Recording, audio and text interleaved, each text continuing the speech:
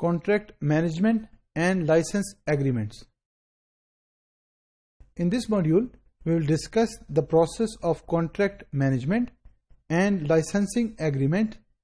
for purchasing ERP. تو آئیے ہم ریویو کرتے ہیں کہ کانٹریکچوئل وائز جب آپ نے کوئی بھی ERP وینڈر کے ساتھ کانٹریکٹ کرنا ہے وہ کیا کیا ریکوائرمنٹس ہیں، اور لائسنسنگ کے دوران جو بھی ایگریمنٹس ہوتا ہے اس کی ڈیٹیلز اور اس میں کیا کیا چیزیں آپ کو دھیان رکھنے کی ضرورت ہے.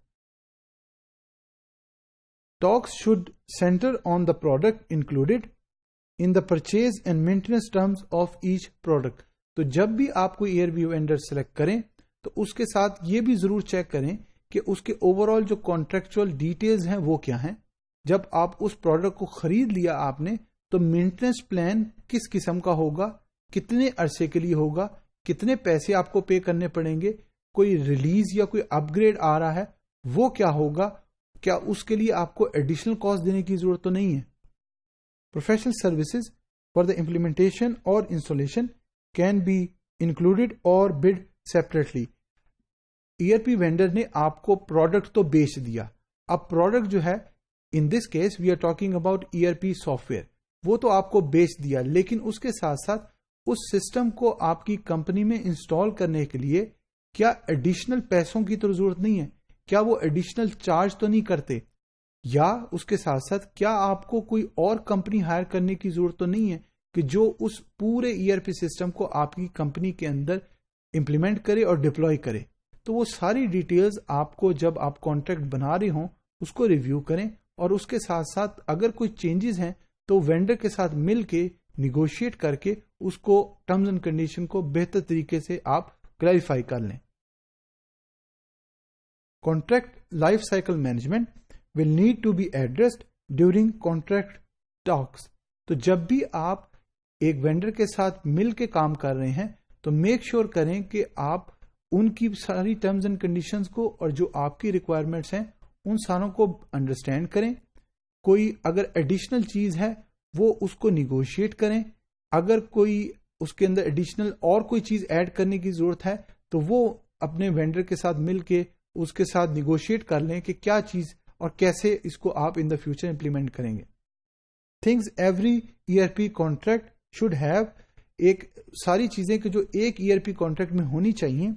All deliverable must be clearly identified with delivery dates associated. تو جب آپ ایویلویٹ کر رہے ہوں کانٹریکٹ کو تو سب سے پہلے یہ چیک کریں کہ سارے deliverables with the due dates وہ اس کے اندر مینشن ہونے چاہیے. کب پرچیز ہوگا، کیسے انسٹال ہوگا، کیا ریکوائرمنٹس ہوں گی، اس کی ڈیو ڈیٹ کیا ہوگی، اسٹیجز میں پہلے اسٹیج کب ختم ہوگی، کتنے ریسورسز لگیں گے، کتنا ٹائم لگے گا، کتنی کاسٹ لگے گی. Ensure that you as a company and the customer have acceptance authority. تو میک شیور کریں کہ جو بھی کانٹریکٹ بنے، جس بھی قسم کا جو بھی ڈیٹیلز ہوں اس میں فائنل ایکسپٹنس اتھارٹی از جو کسٹمر ہے آپ وہ کر پائے، تاکہ ان دا فیوچر اگر اس میں آپ نے چینجز لے کر آنی ہیں اور اس چینجز کے بعد ایکسپٹنس ہے وہ ساری جو ہے وہ کنٹرول وہ کسٹمر کے ہاتھ میں ہو. Identify those responsible on both sides for contract management and who has the authority to authorize changes to the contract. Now this is another very important aspect کہ جب بھی کانٹریکٹ بنے تو اس میں میک شیور کریں کہ جو اتھارٹی ہے from both side, from the customer side and from the vendor side, وہ کون ہے اور کس کو آتھرائزیشن ہے کہ اگر اس کانٹریکٹ میں کوئی چینج آئی ہے تو وہ چینج کون آتھرائز کرے گا، اور اس چینج کے اگینسٹ اگر کوئی پیسے ایڈیشنل دینے کی ضرورت ہے یا اور کسی نیگوشیٹ کرنے کی ضرورت ہے وہ کیا ٹرمز اینڈ کنڈیشن ہوگی. تو اٹ از ویری امپورٹنٹ کہ آپ ان ساری چیزوں کو ڈاکومنٹ کریں، ریویو کریں، اب وینڈر کے ساتھ مل کر آپ اس کو فردر امپلیمنٹ کریں. Quality managers that are appointed by the programme manager,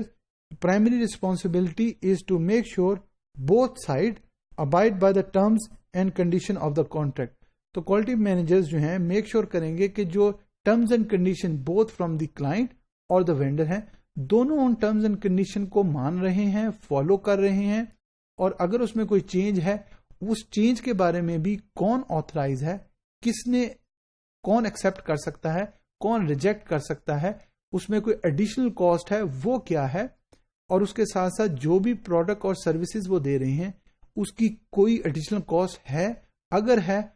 کون اس کا رسپانسبل ہوگا, کون اس کا اکاؤنٹیبل ہوگا, وہ ساری ڈیٹیلز آپ کے کانٹریکٹ کے اندر موجود ہونی چاہیے.